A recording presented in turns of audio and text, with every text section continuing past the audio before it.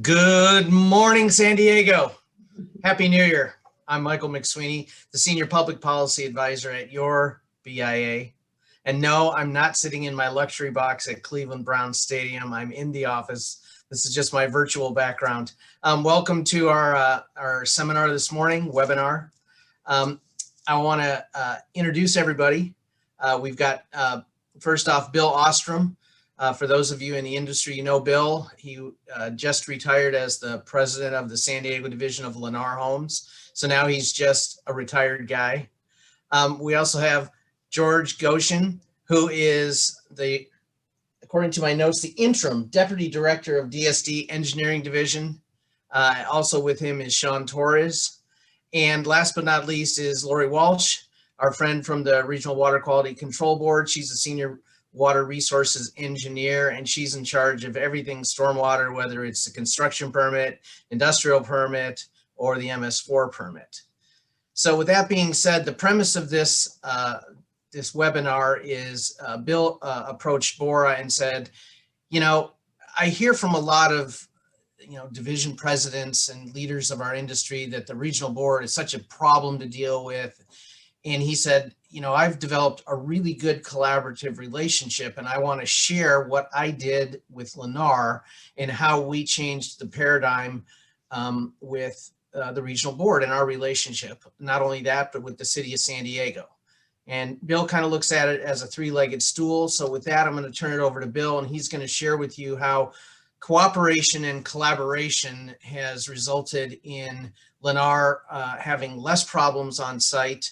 And if there is a problem, how they jump on it and get it fixed. So Bill, the floor is yours. Thank you very much. Last but not least, if you have questions, I want you to put it in the question and answer box.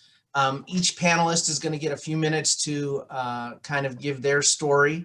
Then we're going to do Q&A. I'm going to stop 7 minutes before the end of the hour, so our panelists can have a final thought. And then if we still have questions and you want to stick around, all our panelists will stick around to finish the Q&A. So that way everybody will get your questions answered. And with that, Bill, the floor is yours. Hold on. Your mic is not working. You need to unmute yourself.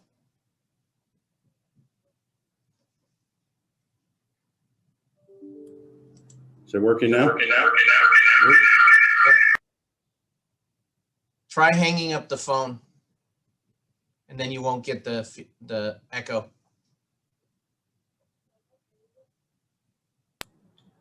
You're still echoing?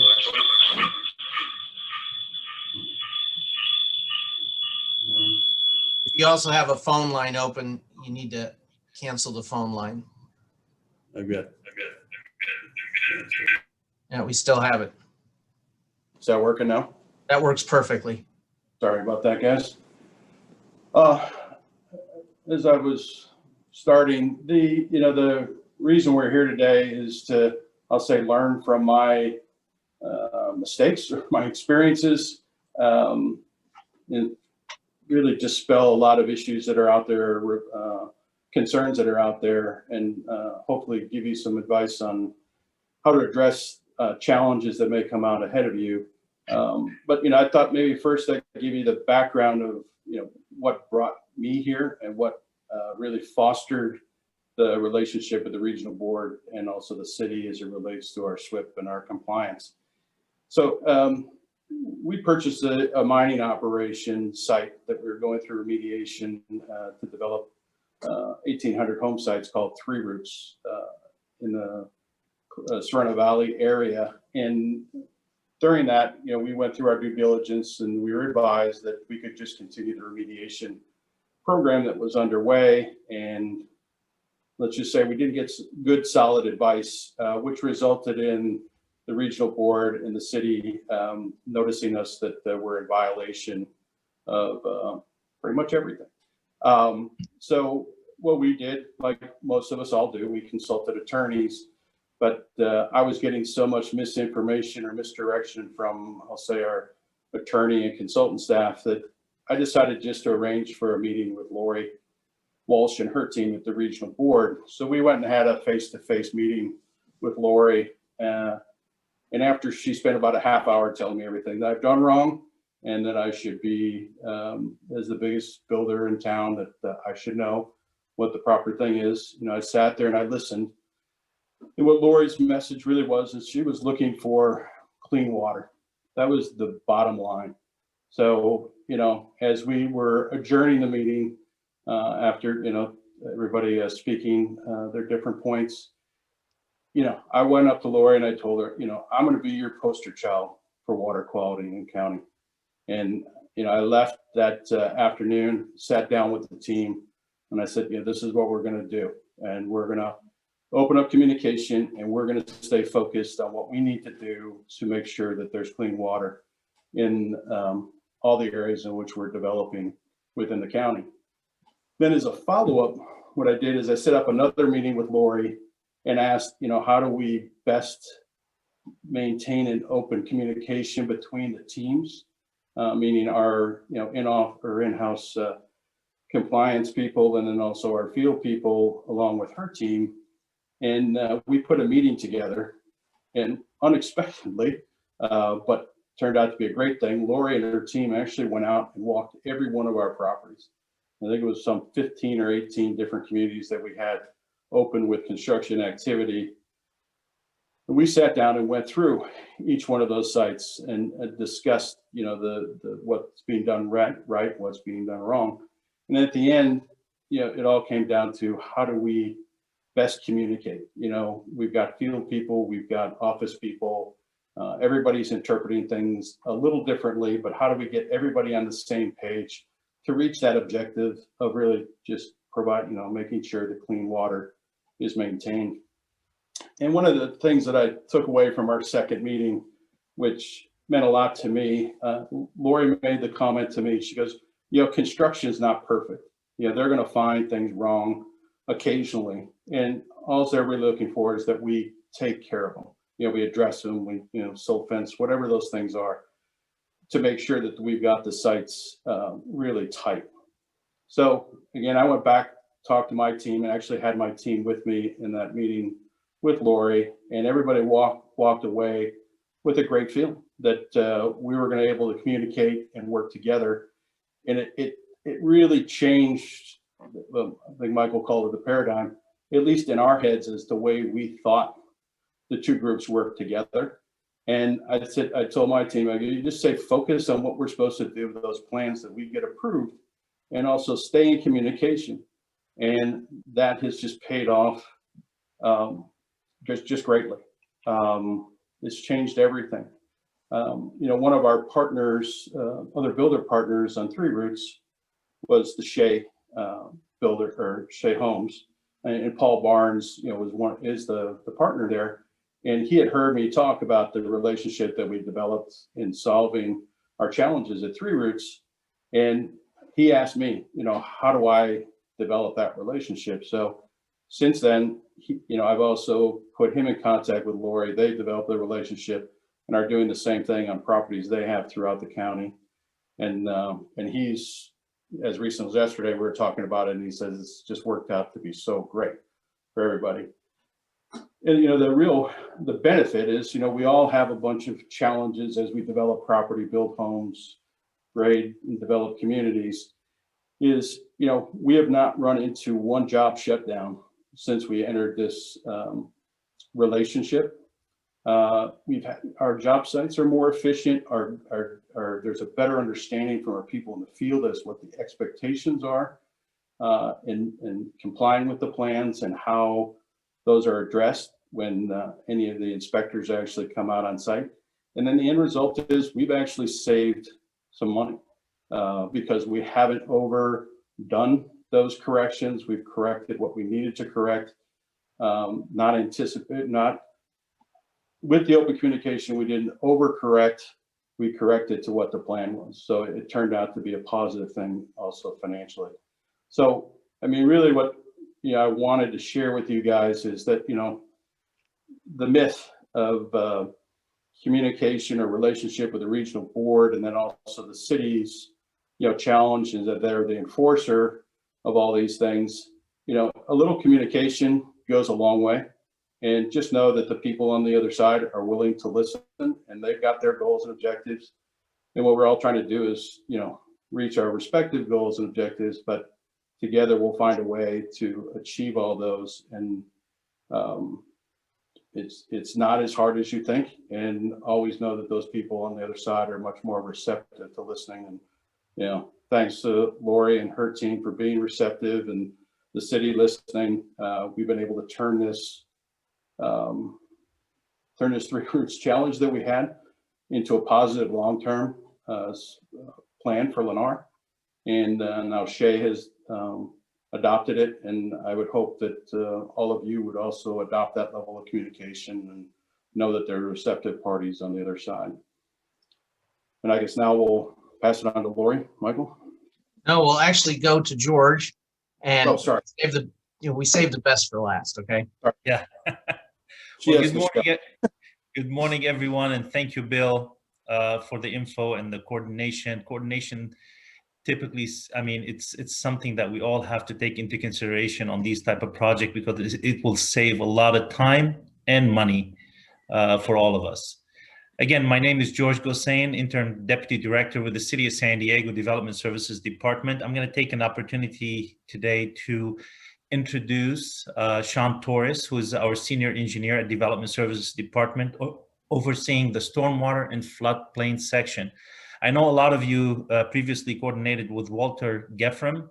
Sean has replaced Walter, who's no longer with the city. So he will be your point of contact on these type of issues. Protecting water resources and watersheds within the region and the city of San Diego is one of the city's top priorities. And to best protect our waters, the city consistently makes sure that the appropriate stormwater guidelines are in place and updated as needed through very, very rigorous and detailed coordination between the city and the Regional Water Quality Board. Granted that in some cases, as you all know, depending on the project, you know, sometimes what we deal with is case-by-case situations where some of the guidelines are vague or needs some clarifications. And that's where it's critical for applicants to really reach us and reach out to us at the city or at the board for assistance to ensure compliance, you know, with local and regional guidelines. For the city, it's always critical for us to really coordinate with Lori, and that's been the trend, making sure that we're all on the same page. And now that, as Bill mentioned, it's critical for the applicant as well to really be part of the team, because to succeed, we have to collaborate and coordinate consistently on these projects. Sean and I will be available to answer any questions, and I'll go ahead and turn it over to Lori Walsh. Lori? Okay, thank you. All right, so I'm going to let you know how the water board found itself here and give you a little bit more of the details and share with you some of the expectations from the board with regards to the construction stormwater program. So really, the board went out to do notice of termination inspections under the industrial general permit for the couple of, I think it was an asphalt site and a concrete batch plant site in that area.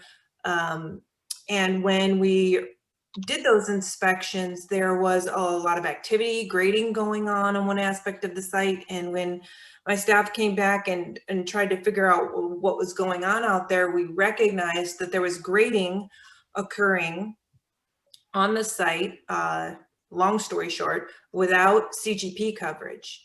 And it had turned out that because the site was a reclamation site, it had a SWIP under the industrial general permit, but did not, but there's a point in time when the grading switches from grading under a reclamation activity, which is an industrial activity, to grading under a construction activity. And that's where I think the city might be able to jump in later on and give some specifics, or if questions hit those areas, we'll deal with those. But so we found out that there was grading going on without a CGP. And after further investigation into that, we decided to send a notice of violation to Lennar and the Three Roots group for grading without construction general permit coverage.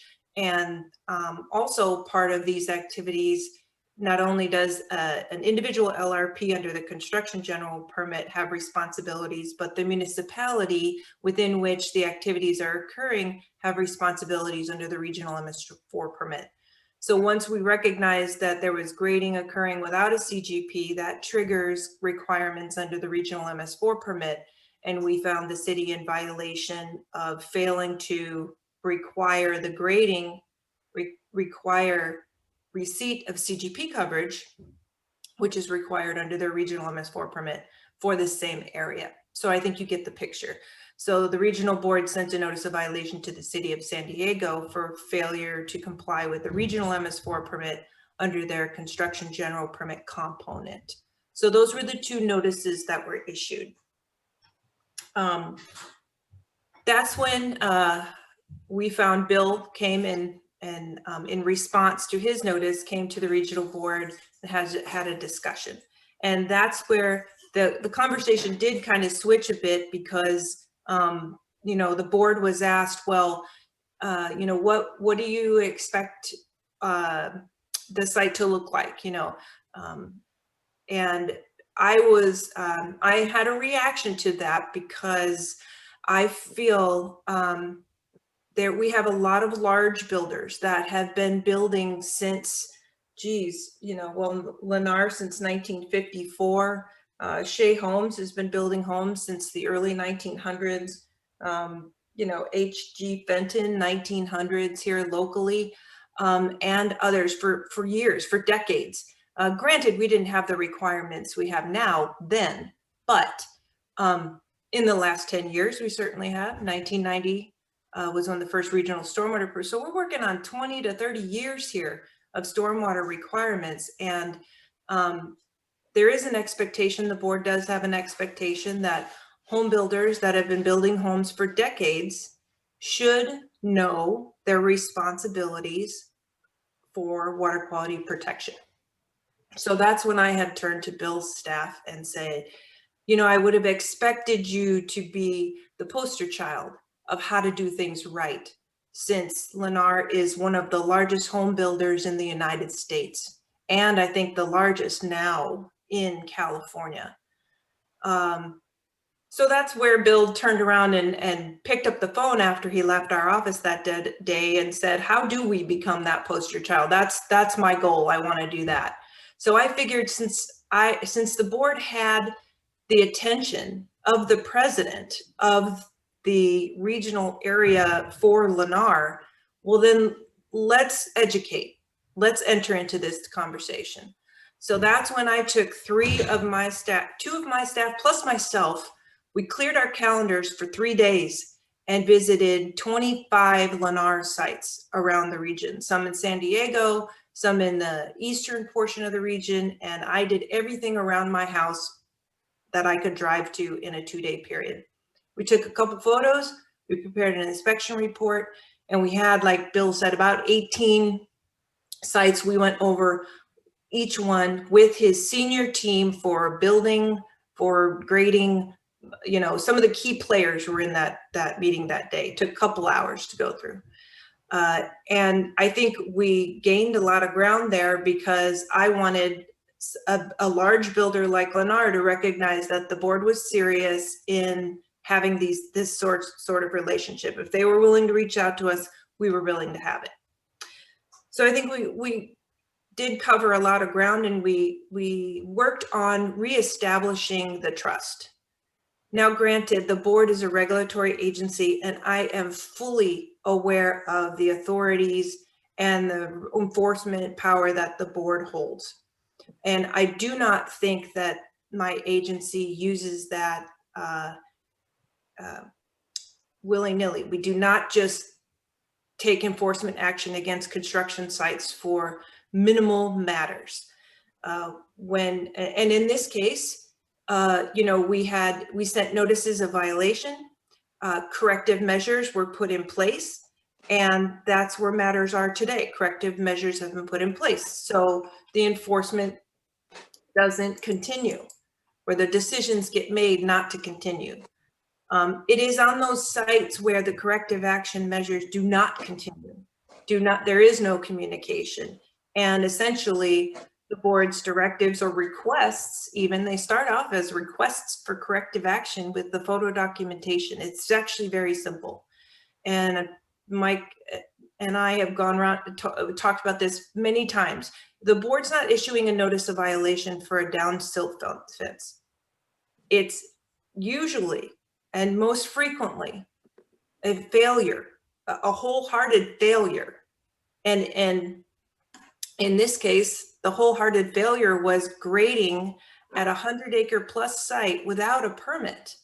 That's a big deal. That's not, your fiber rolls are not staked at 4 foot on center. That's not what the board is taking these large actions for. So I just want people to recognize that we are not an agency knee jerk on something small.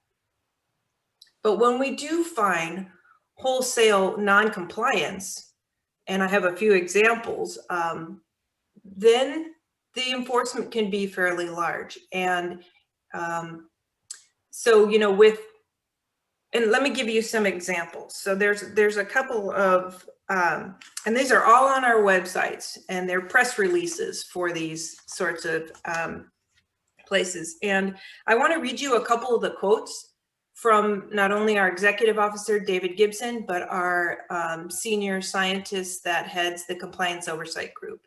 And this is really going to give you some insight into what the board expects on a site like Bill's at 3 Roots, or Shea Homes, where there's, you know, 200 plus acres open in the North County, or Otay down south, where there's hundreds of acres being developed, or in Orange County at Mission Viejo, where there Rancho Mission Viejo development, hundreds of acres.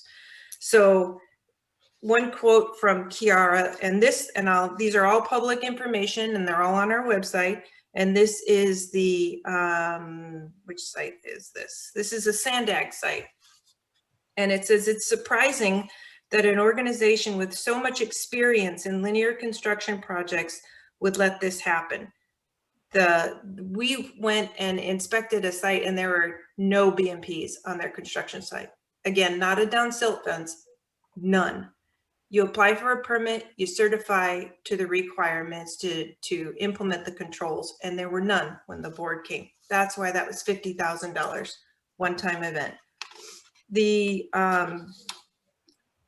San Altos site in Lemon Grove, what made this site noteworthy is that, and this is Kiara again, that there was repeat non-compliance, tells us that they didn't take the city or our inspectors very seriously.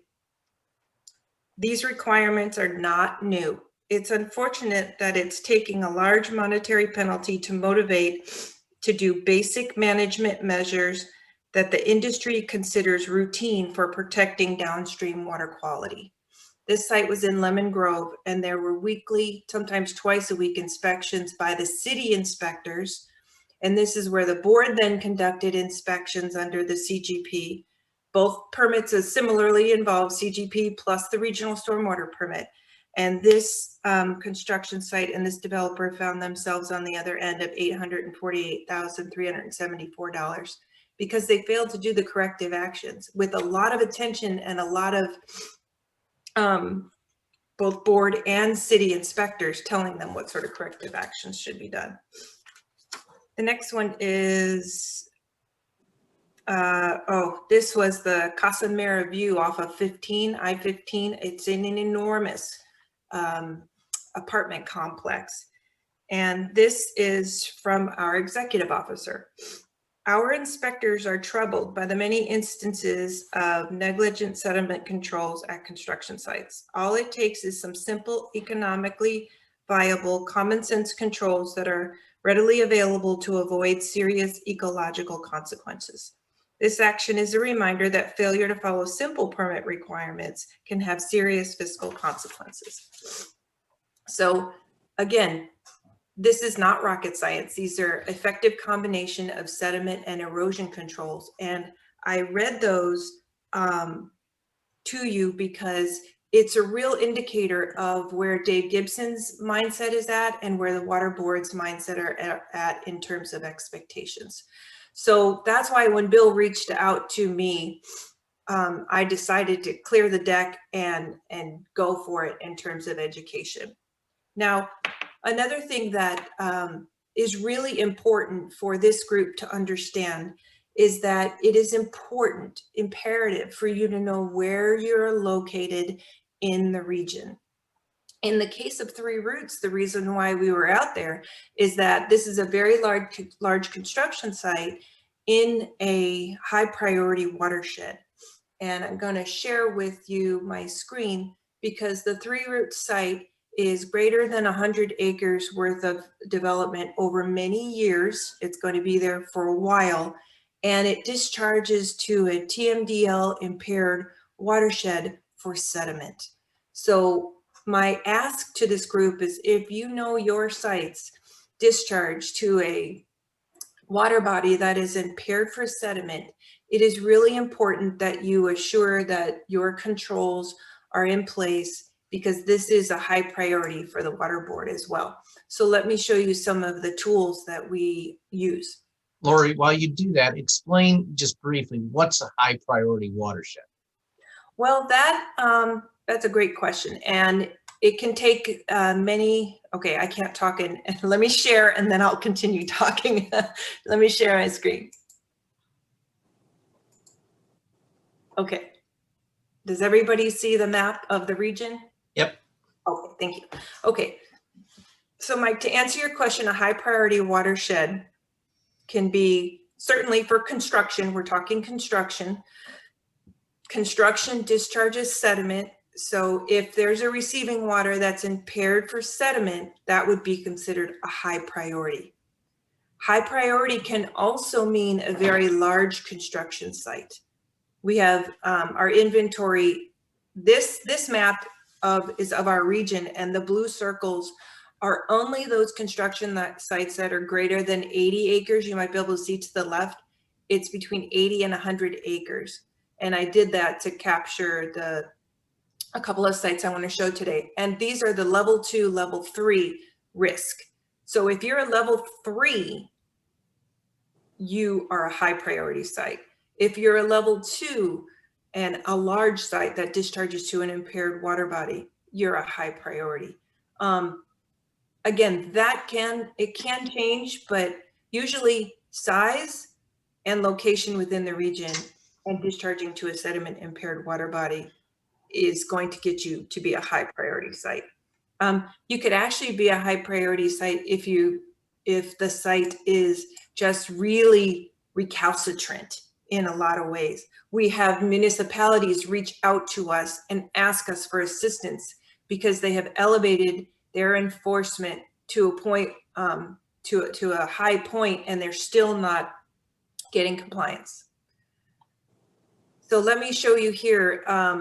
This is, I have the impaired water bodies. I can click on and off for our region and the TMDL watershed. In this case, we're talking sediment. And so I'm really looking at the Los Penasquitos watershed. So if your construction sites are within That's what's highlighted in like the darker pink.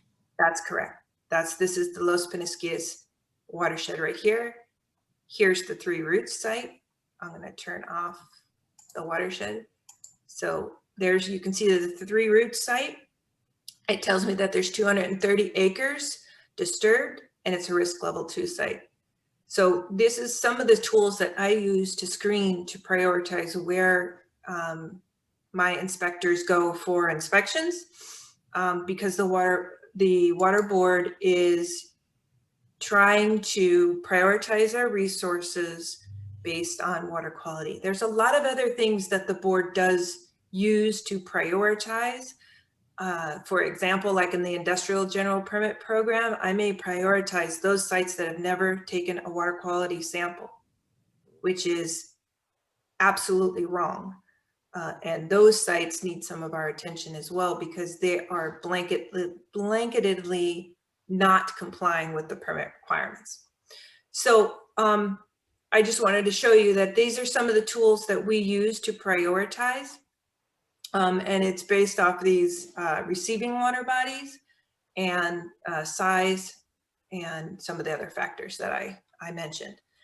I also want to mention that, you know, let me quit sharing for a second. Let's see. Sorry about that. I gotta get the, okay, gotta click the right button.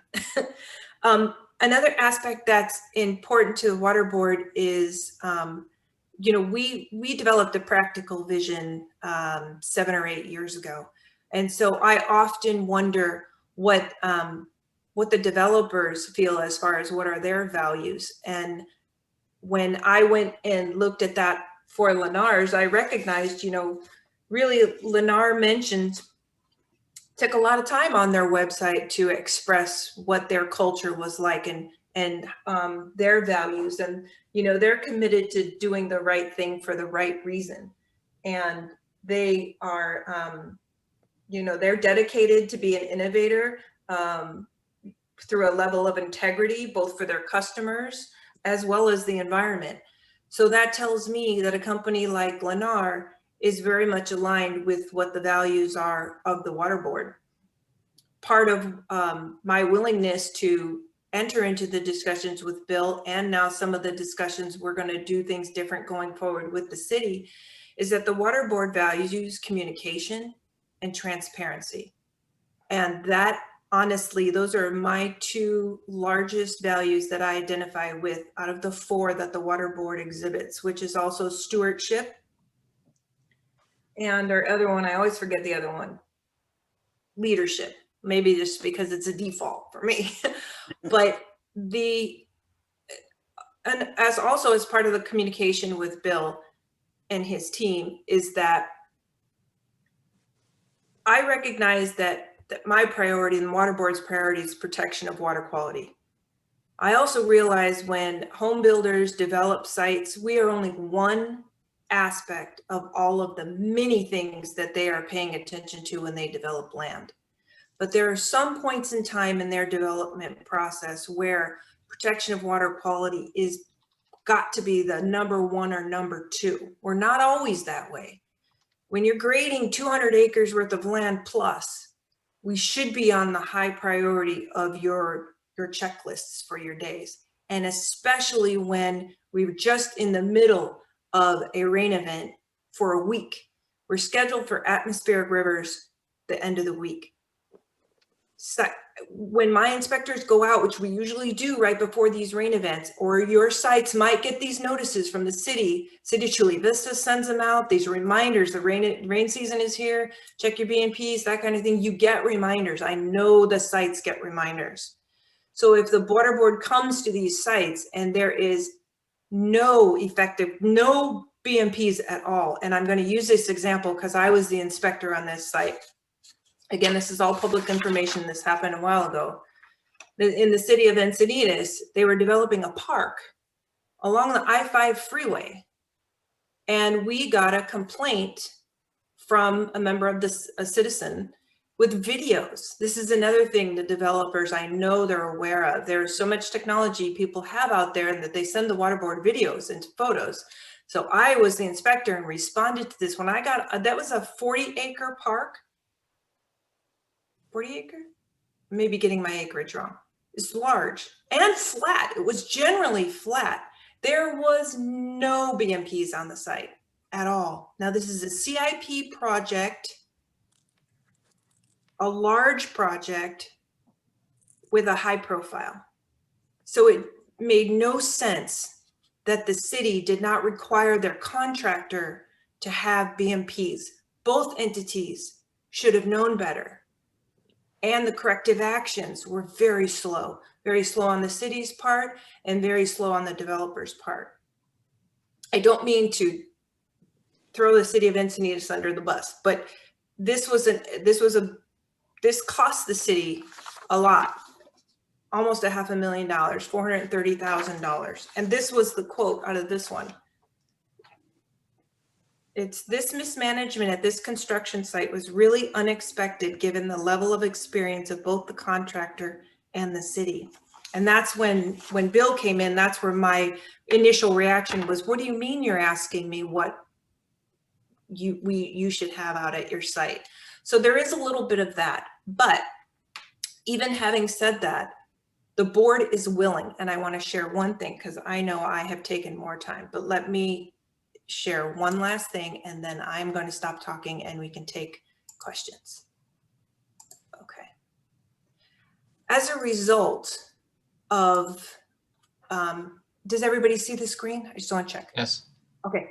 So as a result of reestablishing and reopening this communication with the board, I've been with the board 27 years. And when I first came to the board, I will agree with what the opening statement was for Mike, where, the board was unapproachable. We were a different agency back then. And I would say we've adapted and our leadership has changed and our culture has changed too. We didn't have the values of leadership, stewardship, communication, and transparency back then. No way. But we do now. So I do encourage you, even with my program or Eric Becker's program, which I know impacts the land development and this group's work very much. Eric is very open to early communication and getting applications under the 401 Water Quality Certification Program to be good ones coming in, so it makes our review faster. But as an outcome of Bill and I's and the city's communication, Bill offered up access to his site. And these are CCTV cameras that are located at the 3 Roots site, and the water board has access to these, and we can view these and give feedback, real-time feedback to Bill and his team on, the new Ryan, the new team at 3 Roots. So Lori, I just wanted everybody to notice the timestamp on the camera. That's this morning. Yep, and if I refresh it, it will it's real time. So let's see if it refreshes. 10:31. So it's a little bit delayed, but we have, so Bill was willing and we were as well to give us these access so we can tell him when we perform our inspections, which we usually do right before the rain event, anything that we might see, and they can get out there and correct it right away. The city of San Diego has partnered with us on their pure water project. And my inspector Whitney talks with Harry on a regular basis, and there's corrective action measures that occur that day. The outcome of that is what Bill was saying. It's cheaper for the site. There's no stop works that go on, and water quality gets protected, because once a site of this size begins to fail, it is almost impossible to catch up during the rain event. You cannot do it. On one of the sites where we had taken an enforcement action, it took a month to get the site in shape to be protected, to be able to hold during a rain when it happens 4 days in a row. You cannot catch up on these sites. And I know all the professionals on this call know that. The next thing is Bill said that he reached out to Paul Barnes with Shea Homes. This site is in the North San Diego County along Highway 78. These are drone footages we get each week, and we get an email each week, and my inspector does an inspection of this site once a week, and we can drill down and look at things, whether it's an entrance or the silt fence or the protection of this corridor here. And we have really, during this last rain event, been able to reach out to Paul and his team up here at the North City site or the Discovery site and give any sort of feedback. So this technology is something that the board has partnered with. these large sites and is willing to do on your site. And it is a much more open way to communicate, and water quality gets protected real time. And a lot of the benefits Bill mentioned are because of this type of free flowing communication and feedback from the board to the site. And I always mention to the sites and to Bill very clearly that although I cannot guarantee you that the board will not take an enforcement action. I don't have the authority to do that. But with this sort of open back and forth communication, the likelihood of a large enforcement action of any of those examples that I gave you is non-existent because the communication is so free flowing. And I'm going to stop here. I could talk forever, but I'm going to stop and answer any questions or see if Bill or George or Sean want to add anything or at this point. Maybe just one comment off of your last comments. I did talk to Paul Barnes yesterday. He wasn't able to make the call today because he had some corporate commitments, but he shared with me a story that the video and the communication back and forth, I think it was last Friday, that you guys identified some stuff on site, and Paul said we immediately got on the phone with the team and immediately started implementing the corrections that we needed to take. So it was very, very simple, very, I'll say cooperative, very team-oriented approach to just getting the site buttoned up. So I know he wanted me to convey his appreciation of the way it's working, and as an example of, you know, how this communication and openness has helped our business. So I've got some questions. My first one would be, so if you're a developer and you've got a project and you're not even, you're in the pipeline, does it make sense to meet with the regional board before you get your permits to give you a heads up? Here's where we are. This is what we're intending to do, so that they can get schooled up on, building that, first off, that relationship with you, and then having a better understanding of what the expectation is, so that they can find out, okay, you're in a water shed like Los Penasquitos that has a sediment problem. And I guess, in layman's terms, since I'm the layman on the call, the problem is there's so much sediment that goes down there that it plugs things up, and then it causes not only flooding, but then the sediment also affects the environment. So, is there a value to not only the regional board, but to our industry to have early enough meetings to get a better understanding and to start that collaborative relationship? I mean, the simple answer is yes. I'm all for always meeting with people and understanding what's going on. We're taking it to another level, and that, not only those type of meetings, but also just before we start construction, where we're engaging our field people. We've now talked with the regional board and also the city of San Diego, that where there's availability for staff to make it, when we have pre-construction meetings for starting and grading our undergrounds, those meetings required with the city, that we would also invite the regional board to be there. Because part of it to me is, it's identifying what the concerns are and making sure everything's in place, but it's also an education, for our people in the field. And this whole discussion, like Lori shared with us about the different basins and the water quality and the concerns and what it does for the environment, I think is important to be shared at that level also. So I think I'll let Lori answer, but I think the more communication, always the better, because you always hate to assume anything. And again, everybody seems to be very open and very team oriented. So I'd suggest it. Yeah, I think my response on this is it would depend. I don't think that anybody has the capacity to meet on every site. There are sites that it would be valuable, large sites that are going to do a lot of mass grading in these high priority watershed areas, and where this sort of intercommunication would be beneficial.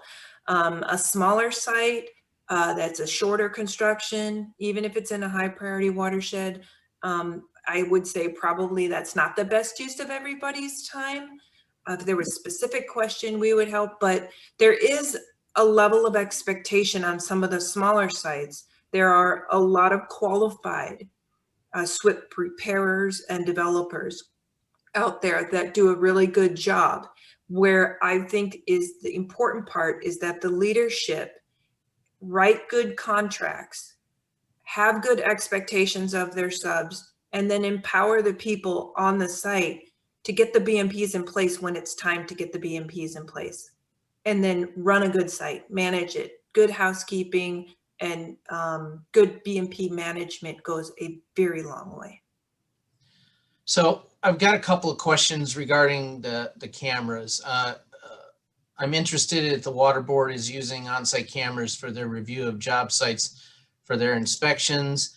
And then a follow-up question that kind of ties in with it is, you know, who else has access to the information from the TV cameras? And if they're real time, are they kept in some sort of a file?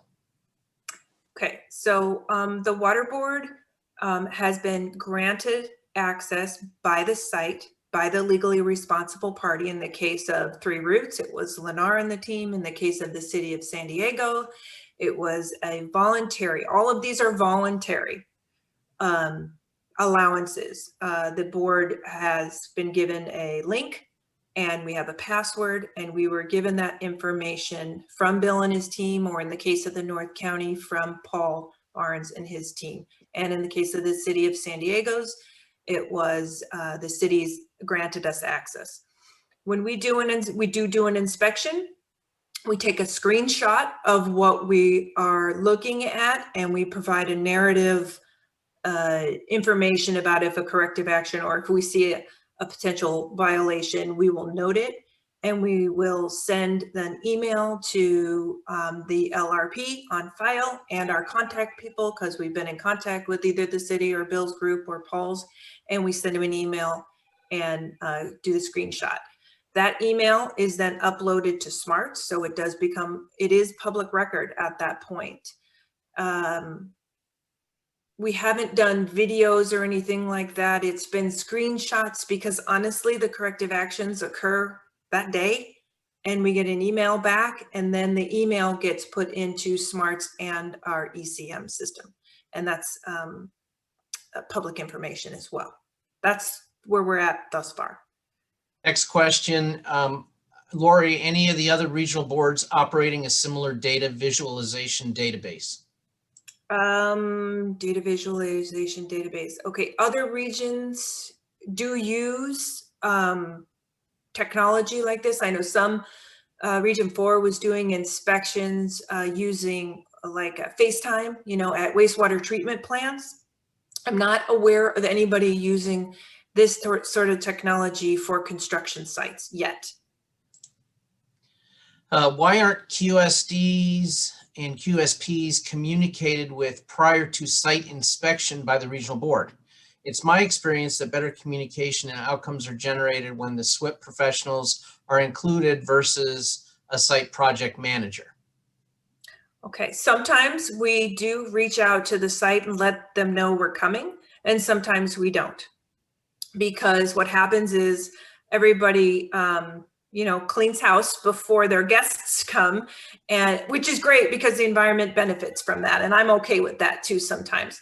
But what we do is we reach out to the LRP and the people that are identified in Smarts, and if we know that the QSP or QSD is on there, sometimes they just are identified as a data, whatever Smarts calls them, a data updater or something like that, that can upload data. But if we know the QSP and QSD, we will reach out to them, but we don't, as a matter of practice, let everybody know we're coming all the time. Larger sites, like I said, we typically do let them know we're coming. And Okay. it's usually a function too of what the LRP wants. So Right. they're the ones that are responsible, not necessarily the QSP or D. So we would expect that communication from the site manager to be happening with the QSP and D as well. Okay, I got a couple other questions and we're 7 minutes from our ending time. So I want to try and see if we can squeeze this question in before we get your final comments and then whatever questions we'll pick up. Water quality is an important environmental consideration. However, the county is largely developed from the coast to beyond the I-15 corridor. New development incurs a very significant cost, but the amount of acreage for new development in comparison to the amount of existing development is very, very small. How is it possible to truly improve water quality without including existing development into the equation? Great question.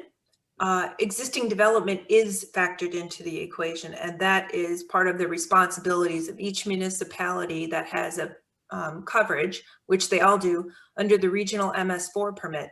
There's land development requirements under the regional MS4 permit that anytime an existing piece of property gets redeveloped, there's all kinds of criteria that put them into needing to comply with stormwater requirements. And Sean and George are very familiar with those, and you know, that's where you trigger the priority development project requirements, and post-construction are required to be placed on the facilities to treat stormwater pollutant control as well as hydromodification. Okay. All right. So what I'd like to do is, Bill, I want you to give some final thoughts, and then George, Sean, and then we'll finish with Lori, and then we'll finish up any other questions. If those of you that need to hit the road at 11 o'clock and want to log off, that's great. Otherwise, stick around. So go ahead, Bill. I just want to reemphasize, you know, a lot of this has been simplified, has been the angst out of this part of the business has been taken away for us. And it's all because of the communication and the willingness of the board and the city to engage on these things. It doesn't have to be what I think a lot of us thought it was, in getting to the solutions for everybody. So again, it's all about, you know, communicating. It's all about just putting it on the table and looking for those solutions. I think you've got, you know, the parties are in place that'll do that with you. So I encourage you to engage and do what's necessary to keep your projects going. And it's your opinion that your experience with Lennar on these projects and working with the regional board has not only benefited your company, but you had told me offline that you ended up staying within your budget on what you had anticipated your costs would be. Yeah, it's the cost. We've seen the cost savings, just the focus on the work. I mean, as Lori brought up, you know, we've got a lot of things to manage in developing a site, building homes. So there's a lot of things, but our people are better educated and have a better feel for what's needed, even though they've been trained with this communication. They've been able to get a tighter site and not to overreact and do what's necessary to, you know, deliver the clean water. So, okay, Sean, George. Yes, thank you, Mike. You know, it's these are great discussions. You know, I'm enjoying this discussion. I think it takes all of us to collaborate for us to succeed. And it's very important for me, you know, as a result of this discussion here, to promote transparency. I mean, we have to be transparent. We have to have the communication and the coordination really to ensure compliance with local and regional stormwater requirement. And it is very important. I mean, these kind of opens the door for us to communicate. You know, now you know the players, whether it's on the city side or on the board side. You know, we're open to communicate with you. We're letting you know that if you're gonna call on us to be proactive and ask questions, we're gonna be there for you. You know, even like Bill mentioned, if we're going to be part of the pre-construction meeting, you know, and it's a significant project, you know, priority project, as Lori mentioned, we'll be there, you know, but until we get there, that communication will make a determination whether that project, you know, is a priority and we need to be involved at that stage. But communication is a key. We're here to support the industry and very happy to be part of this discussion. Thank you, Mike. Yeah, I just want to add one thing, just for everybody out there. In the case of the 3 routes, it's really important to know the limits of the SWIP and what kind of SWIP coverage your site is going to be basically controlling. In the case of the 3-root site, there was a mining operation. So, the thought was, hey, we have a SWIP, we should be covered. But, in actuality, that SWIP coverage covers a different part of that industrial activity, and it didn't necessarily cover the construction general permit activities that were occurring at the same time. So know the limits of your SWIP, know what type of SWIP coverage you have for your site. That's my advice to the group at this time. Hey, Lori? Yeah, know where you're at in the region, know which watershed you're in, know which receiving water you discharge to, and you hire professionals to do that. The QSD is developing the site needs to calculate a risk. That's part of the reason why that requirement was there, because it makes that professional look at the receiving water. So if you're a risk level 2 or 3, which many of our sites, you saw how many were in our region are at that level, then it's really incumbent upon you to know that you have perhaps a complicated site, or you're going to be grading over 2 wet seasons, or you're discharging to some sensitive water body or in a TMDL watershed for sediment. So anybody in the LOSPEN should be reviewing things and making sure that they just manage their site using good practices, adaptive management, and if there's anything unique, reach out to your jurisdiction and the board if there's something that you feel some sort of collaborative meeting like this would be beneficial. Then I do recommend it. Smaller sites, I do think that the site should be self-sufficient and be able to do it on their own and have an inspection by either the board or the city and be able to have a good outcome. And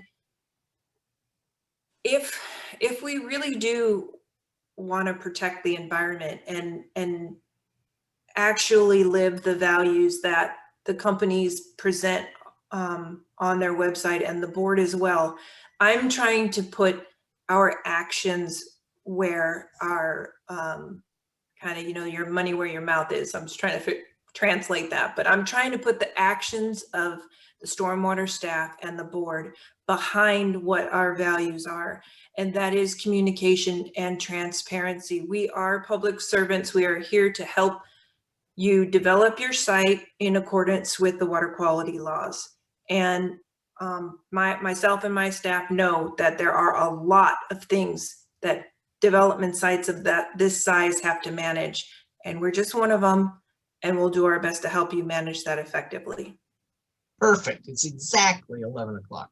All right, we got a couple more questions. Let's see.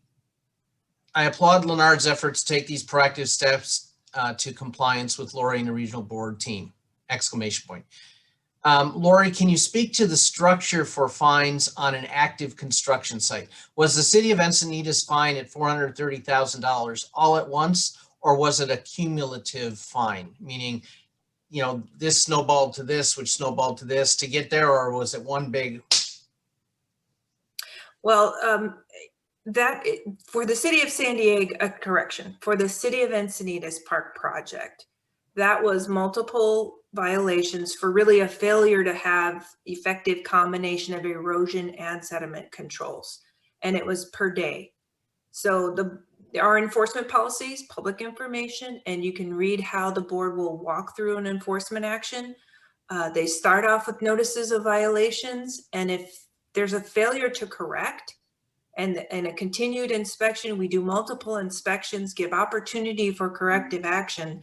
And when the corrective actions don't happen, that's usually where we'll stop something and move it and elevate it to an enforcement action. All enforcement actions get weighed. All construction, stormwater, and enforcement actions get weighed with all enforcement actions that the water board takes. It goes through a process through our compliance oversight group and gets evaluated by upper management, and decision is made then to take the ACL. But construction stormwater violations are very visible and they have a lot of impact immediately. So that one for the city of Encinitas was after It was both to the city of Encinitas and their developer because it was a CIP project.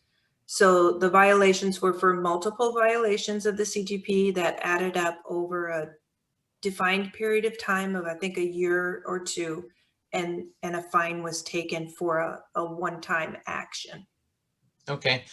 Pat's got a question. Besides complying with erosion controls and inspections required by the SWIP, what advice would you give to smaller size or lower risk level projects?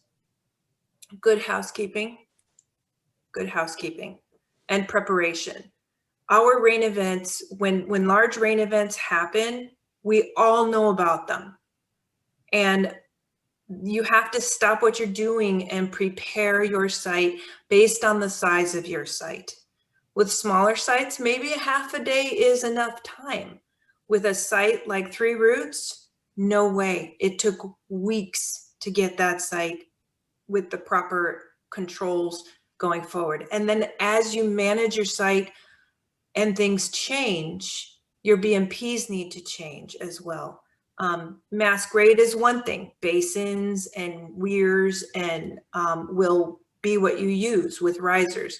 When Three Roots starts developing and the storm drain systems get connected, then it's a different ballgame, and you have to use different measures and make sure they're maintained so that they're effective.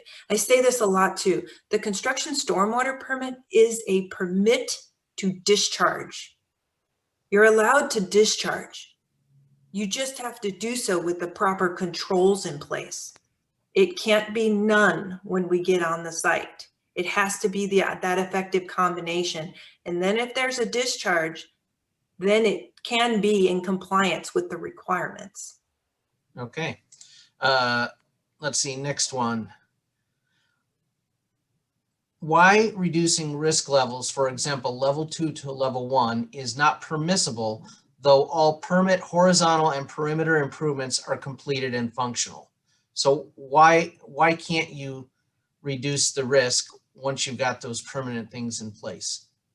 Because risk is, the factors that go into the risk calculation are the duration of time that the construction site will be active. And that doesn't change. That's why we also don't change start dates. A lot of times people want us to change the start date because they pulled a permit, but the construction really didn't start. And so you have to manage going forward a little bit as best as you can. I recognize things do change. I recognize that sometimes you don't get your permits on another. It is something, but we do not go down in risk because of the way the risk is calculated. Like I said, duration, where you're located within the region, and the types of soils that you have. That's what goes into a risk calculation. That doesn't change. You put your controls in place, and then your discharges are of a better quality to allow you to discharge under your permit. That's the point of the controls. Okay, here's one that it may be more for the city than for the board. We have city inspectors whom expect the QSP to be able to walk the site with them multiple times per week and ask that the QSP make sure we get the site into compliance. However, when hired as a QSP consultant, the client doesn't typically want to or plan to pay their QSP to come on the site several times per week, parentheses, when there isn't rain. And it seems city inspectors do not understand the limitations of QSPs being able to actually install BMPs themselves. There seems to be a disconnect between the MS4 permit expectations and the CGP expectations.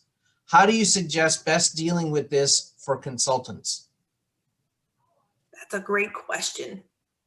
Sean or George? I have an answer, but I'll let you guys go first. And my recommendation is get that written into the contract when you accept the project. It's really the QSPs, the boots on the ground. They're the ones that are actually going to be making recommendations on what needs to get fixed and how to best manage your, water pollution control plan or your SWIP.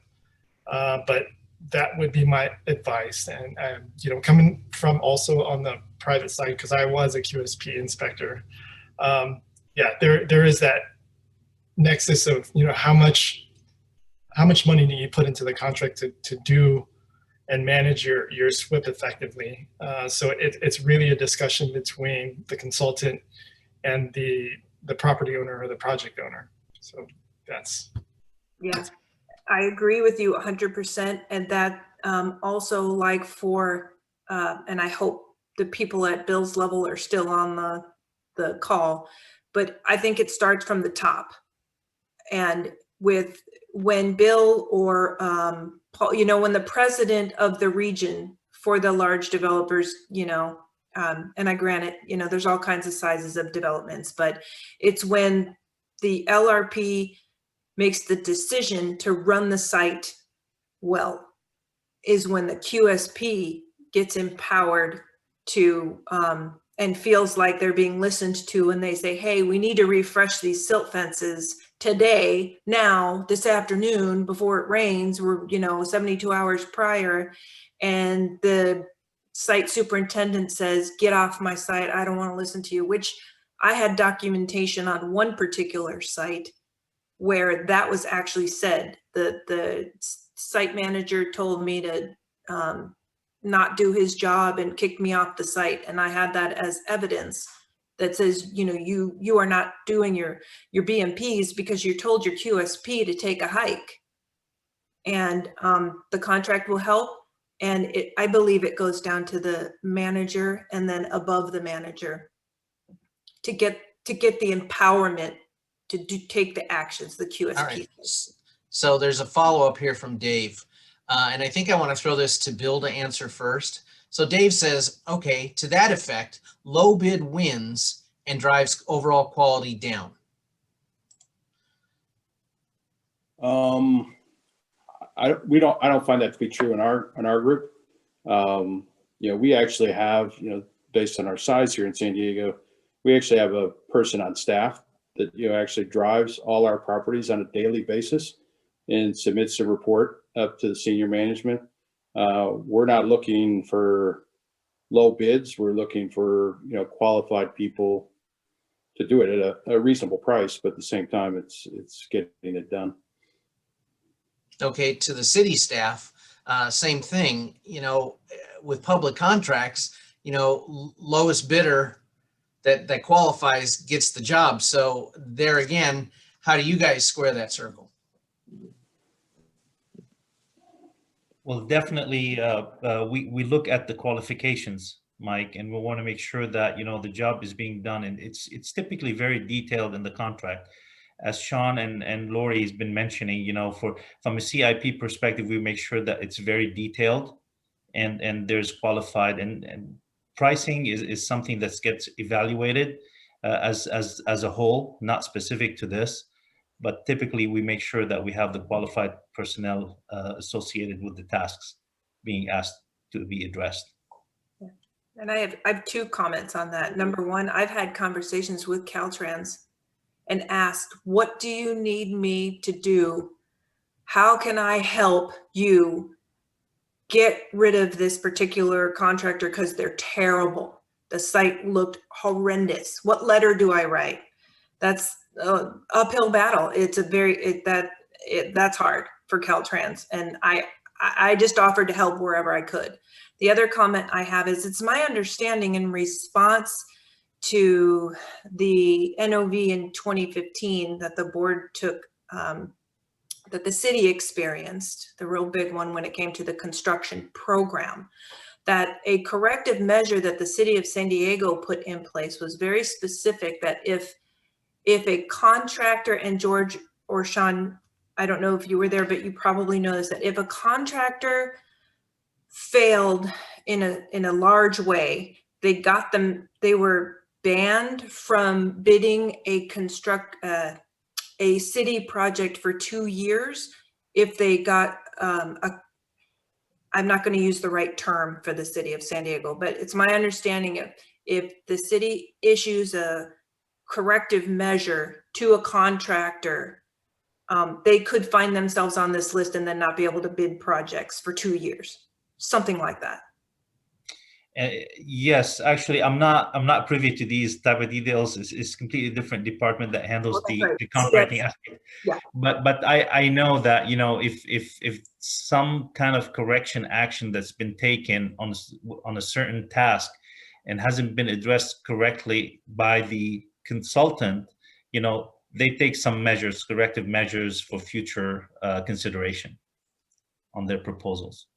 But I'm not privy to the detail or how they approach it. Okay, I've got a follow-up to an earlier question.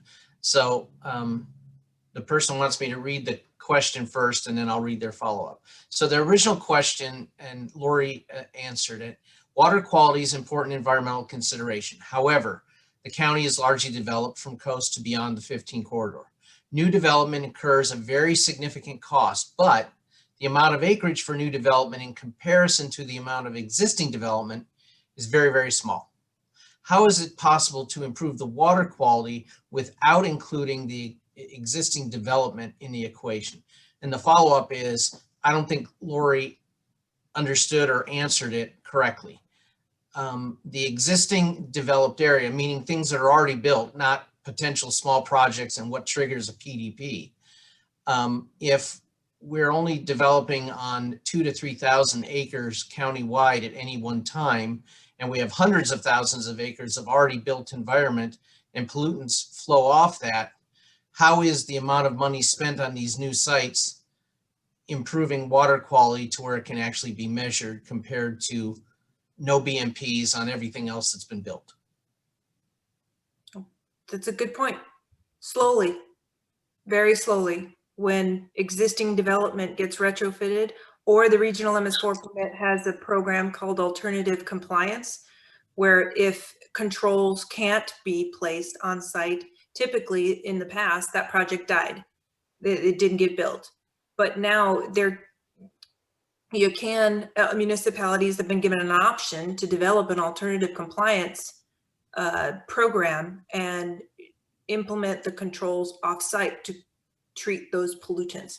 And in my opinion, it is building communities with more LID, with more source control, with more attention being given to environmental issues, particularly water quality. Now, solar is really easy, or energy efficiency. A lot of the developments are including that, but water quality controls on new development, they'll have them because it's required, but it's a slow process on the existing development, very slow. Okay. All right, that was our last question. I want to thank all of our panelists for attending. For those of you out there in viewer land, I hope that this was beneficial for you. I think that in the coming months this year, we may have some sort of a follow-up. If you're not part of the BIA Stormwater Task Force, and or let's say your company, this is the first time that you've heard more specifics about this, that's why we have this committee at the BIA. So I would encourage any of the development companies, if you don't have a senior staff person or somebody assigned to that committee at the BIA, send me an email, send me who you want on that committee, and I'll get them signed up. Again, George, Sean, thank you for your collaboration and work at the city. I know you're both new in your positions, and hopefully for you, George, you'll no longer be interim, but you'll be the full-on deputy. And Lori, thank you again. It's been a pleasure to work with you for my 8 years here at the BIA. And Bill, thank you for bringing this to Bora's attention and getting this scheduled. We wish you well in your retirement. And as I've told you, and tell everybody out there, when you're in the BIA, it's kind of like the mafia. Once you get out, we find a way to pull you back in. So thanks, everybody, and we'll call it a day. Thank you, Mike. Appreciate it. Mike. All right.